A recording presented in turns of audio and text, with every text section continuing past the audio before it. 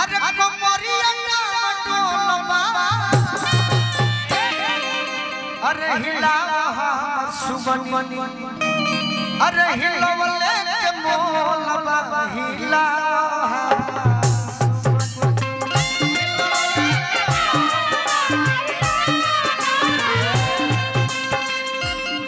आज कलकत्ता से आई जगदीशपुर से आई भोजपुर में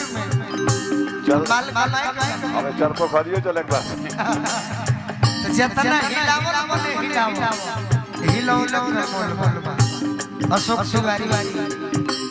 14 राउ कुमार लम परिवारी मरिया हिलावा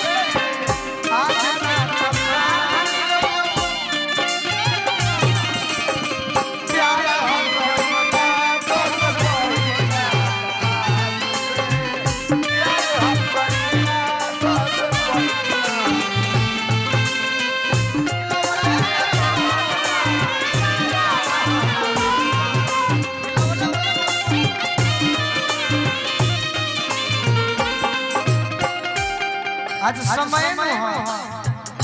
आज हमरा लागत है मन महता कि आज जितना रमागे चाचा बजावे में खुश होई रोज ना होना रोज का रोज फॉर्मेलिटी बा रोज रिफाइंड पियत रे सुधा का घी पियत रे रोरा ना छोटे बाबा रोरा पहले अकेले हिलाई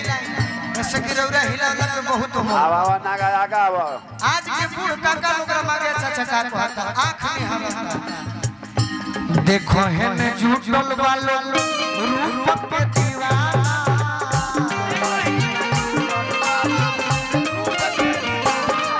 देखो है ने झूठल वालो रंजीत भैया सब पर ध्यान दे हिला देखो है ने झूठल वालो रूप के दीवाना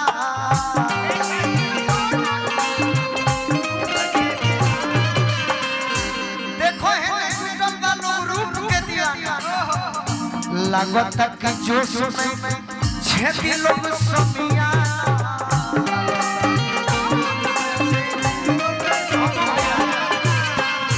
लागत कि जोश में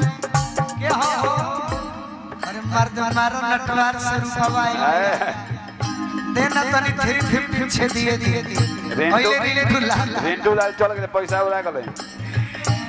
लागत कि जोश में छेदी लोग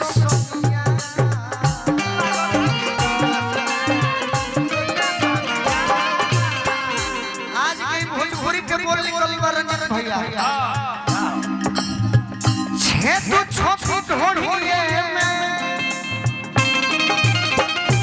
नौजवान गलती ना भैया हम पहले जब नाच देखे जाई तो मन कर जब मन कर लगे जब नचनिया सुंदर होखे तो मन कर लगे मारी एकरा पीछे में भी होल हो जाई छे तो छोटी